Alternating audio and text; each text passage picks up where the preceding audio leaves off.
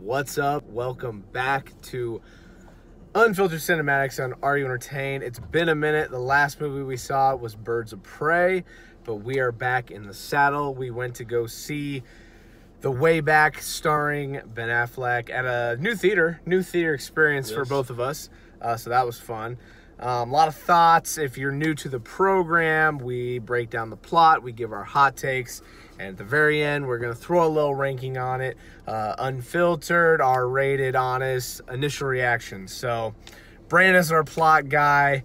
There's not really like a ton to say at the plot, but yeah, give it to us. Yeah, so Jack Cunningham is Ben Affleck's character. The opening few minutes they established that he's big time alcoholic. I think he drank like 20-some beers in one night. Yeah.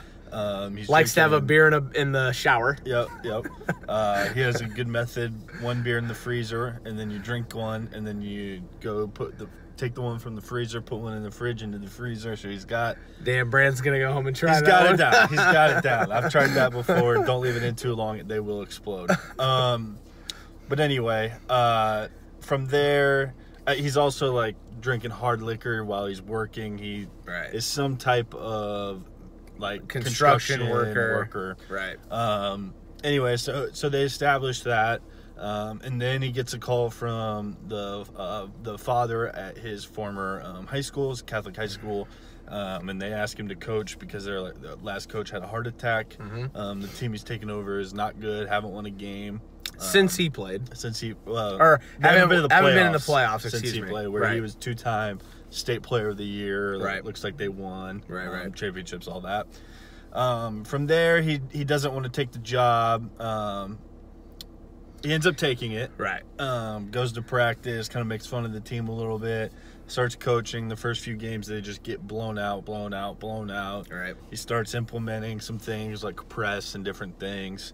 They start slowly winning a couple games, and I think it's important to say that as he gets better in his personal life, they get better as a team. So like, there was one specific scene where he pulls up to the bar, but then he chooses not to go in, and at that point, it seemed like the turning point for the team. So there's heavy parallels. I think that's important to note. And so they start winning, and then. His first game, they played like the #1 ranked team in the state, and they just absolutely blow them out. Coach is an asshole, by the way. Big side time. note. So then in the second to last game, they just have to win one game, and they're in the playoffs. He gets kicked out because he throws a fit. By the way, he's cussing, dropping GDs left and right, and the pastor is like pissed off. He's like, "Whoa, you're saying the Lord's name in vain." So anyway, then they have to win the last game. It's against the best team in the state. Which is the same team. Same team that as his first game where they got killed. They win. Best player makes a buzzer beater, which that was established throughout the movie too, this connection between him and the best player. Who was a quiet kid. Coach Cunningham had to really drill into him. You're the best player. You're who I want.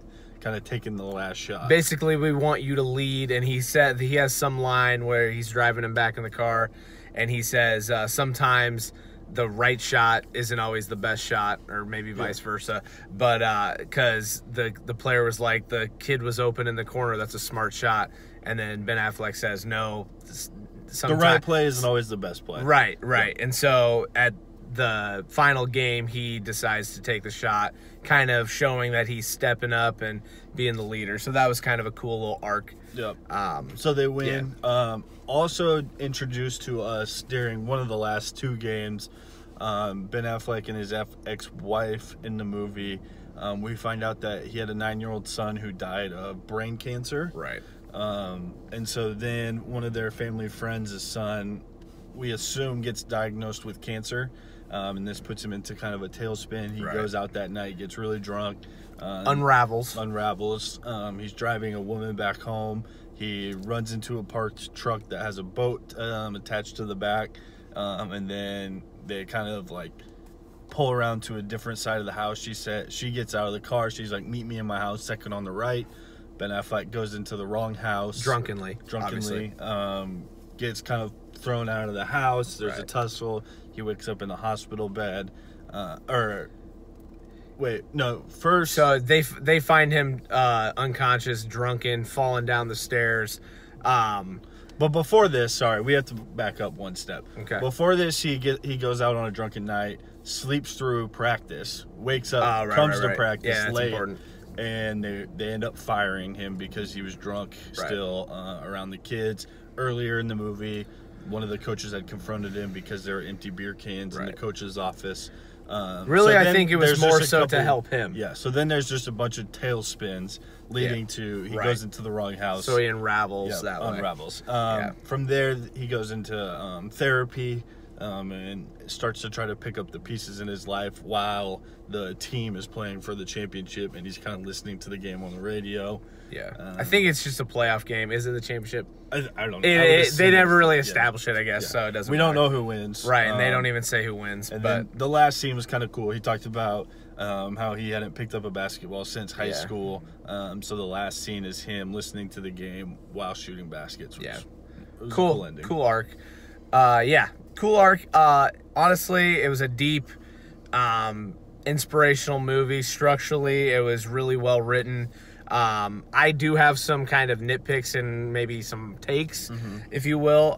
There was the one moment, specifically, this is what I wanted to say, that where he kind of rallies the team. I think it's when they play the #1 team the first time with the dickhead coach, and he says that they probably have a better coach, they're probably a better talented team, but they're not the better team. I don't know. I feel like this was a moment where I really wanted it to hit home, and it just quite didn't, because I think the reason was they established one kid, the leader that we talked about, but and the big kid who gets kicked off. That too a little bit. But we didn't really feel the connections with each player. I compare it a little bit to Coach Carter. We kind of knew the background for each character a little bit more. It felt like I haven't seen Coach Carter. I haven't seen Carter. Coach, they established the players. And in this one, I get that it's a character study on Ben Affleck's character, and I like it. I like the movie structurally that way. It just, that moment, I feel like they really wanted it to hit, and it just quite didn't, because we don't really know many of the characters, right? And he says, like, they haven't been through what we've been through. Right. And the only thing we've really seen them go through is they sucked, and then magically they're good. Right. I would have liked to get little tidbits of the players. Yeah, they needed something where, like, a player, like, this is terrible, but like a player's parent gets like something kind of traumatic, where like it knocks them down, and they have to rally back up around. And they do have it with the leader, the team captain, and we see kind of the dad and the family show up in the end. The team doesn't know any of that. But it's really that's really just a side thing, and it's really the team never struggled except for like their physical capabilities, basically. Right. And that's a nitpick. I mean, it just makes that moment where he says we're a better team like a lot deeper. Yeah. So that's a nitpick. I feel like I had a couple more. Maybe like I said, I think it was important to note that as he got better personally, the team got better. I thought that was kind of a good way to structuralize it. I kind of disagree. Okay.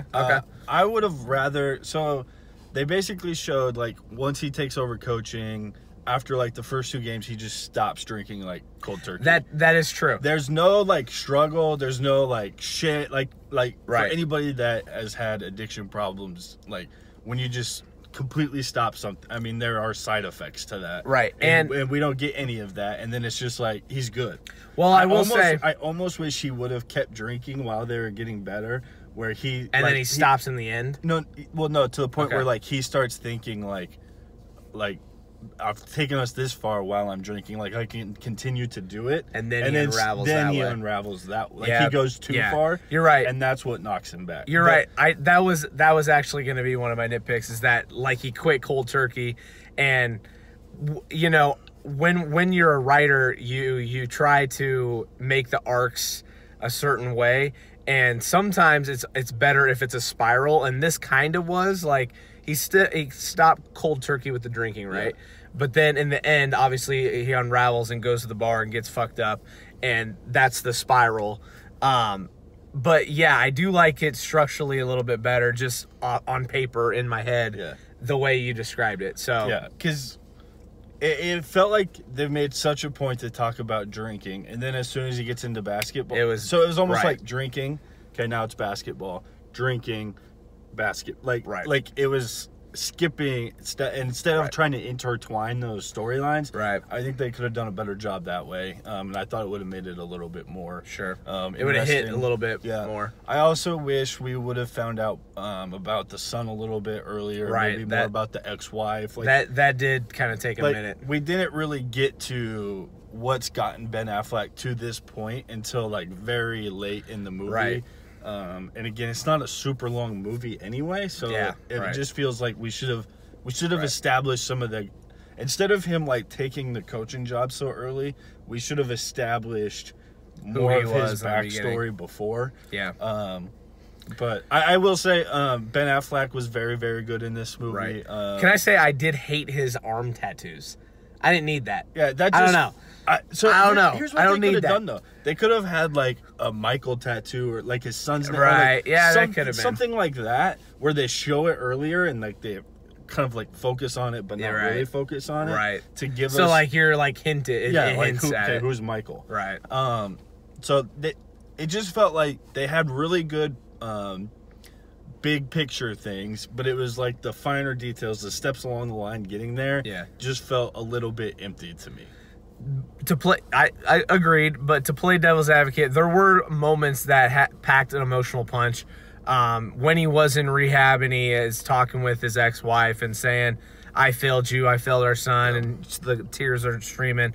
I felt that was deep. There were some other moments with the kid driving home, and he's talking about how basically the reason why he stopped playing basketball was because of his dad, and you know, those moments packed an emotional punch. Yeah, they I don't want to say they felt shallow, but they were briefly surfaced. Yeah, see, I think they scratched the surface. Right, we didn't get it deep. Like even with the team, like we really don't spend that much time with the team outside of a little bit of practice and then a little bit of each game. Right.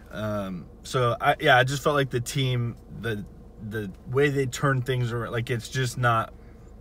Yeah. It's not there to drive it home. Yeah.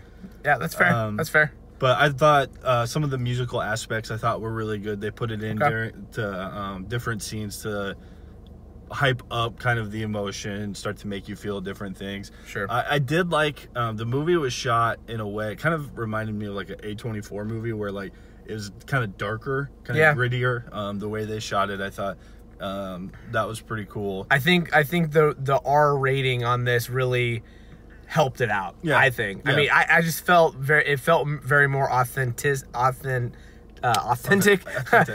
Can't speak, but I feel like if this could have easily been a PG-13 movie, and I don't think it would have hit nearly as much. If that was a PG-13, my score goes way down. Yeah.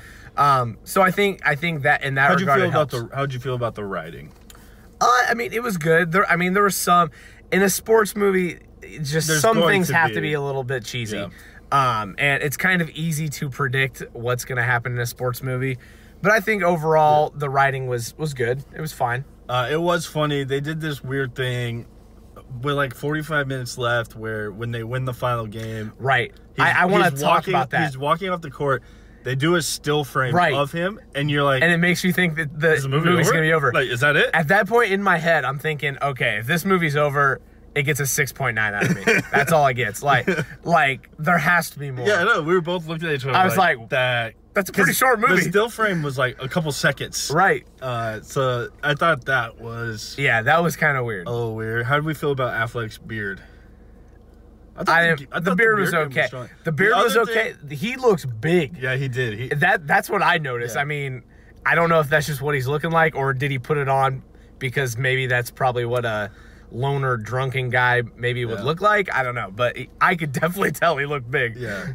The other thing I didn't really love was that we had no idea where this took place. Right. I couldn't tell if it was like Boston, if it was LA. Well, I had the palm tree, so I'm assuming LA or maybe Florida. Yeah. And never really says. I wish we could have just got some type of here's where it's at. Right.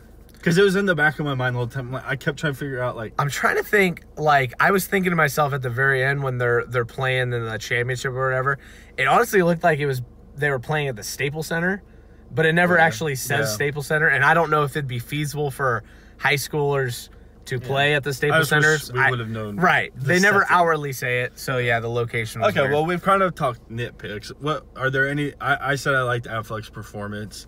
I liked the movie. I mean, it was good. I would also say the basketball in it was pretty decent. Sometimes you get some of these movies where, you're like, Remember the Titans for me is one of those where, like, the football in it is just so bad. Right. And this, I actually thought the basketball looked fairly decent. Right. We had some good shooting form in there. A couple good fast breaks. So tell them about your thing in the beginning.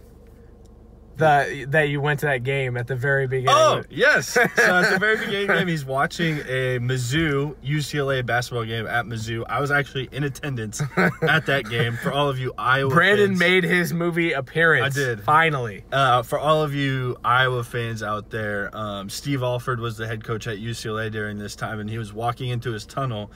Me and one of my buddies were right by the tunnel and booed and said a lot of R-rated things to him, and he looked directly at me, and I might have given him a couple gestures too. But yeah, I was at that. Savage. I was at that game, so that was kind of cool. Yeah, so fun little tidbit. Really random games to pick, but right. So all right, yeah. I think this was a good movie. Let's rank it. I'm gonna give Trey's gonna rank his score, and then I'm gonna give him the Rotten Tomatoes score because I want to know what you think of it. True, do that because you haven't seen it. Do that. Okay, so like I said, after the still frame, I was thinking, okay, is this really over? And I was thinking like maybe 6.9. After that, it packed an emotional punch a little bit with the rehab and the unraveling and all that. So I think I'm gonna boost it up to 7.3. Okay. 7.3. All right. What do you think Rotten Tomatoes gave it? I'm gonna say in the 75. 85. 85, really? Cool. I was very surprised. There you go. I'm with you. I am a 7.1. 7.1. Good, solid. 7.1 is a good, solid. It's a good score. I don't think this is an Oscar movie by any stretch, but it's a good sports movie. It's movie. It's rated R. It's authentic. We talk about the rewatchables. This is a rewatchable movie. This is a movie you can kind of just throw on. You don't have to watch extremely hard. Totally. Really, the pull away is addiction. I mean, that's the pull away for me. It's a character-driven story with basketball kind of in the macro in the background. I mean, it's a focal point, but really it's about Ben Affleck's character in this movie and how he's struggling with addiction and overcoming it. We also know that that's something that is very dear to Ben Affleck. He's been very open about his alcoholism and all of that. So I'm sure it was a very emotional movie for him as well. I will say, sometimes there's great Ben Affleck, sometimes there's very bad Ben Affleck. And I'm a Ben Affleck fan. Me too. I really like him. There's some bad Ben Affleck out there. This was good Ben Affleck. I agree. Very good Ben Affleck. I agree. So, I think he carried the movie quite a bit. I don't know. I'm trying to think of some other actors that if they're in there, I'm not sure it holds up as well. I think it holds up more of the fact that he has dealt with this type of thing. That's kind of what I mean. Right. So, props to him. Yeah. 7.3. 7.1. 7.1. This is Unfiltered Cinematics on Are You Entertained? Like, subscribe, tell your friends. You know the drill. I'm Trey Alessio. This is Brandon Ogden, and we'll be back for more. Peace.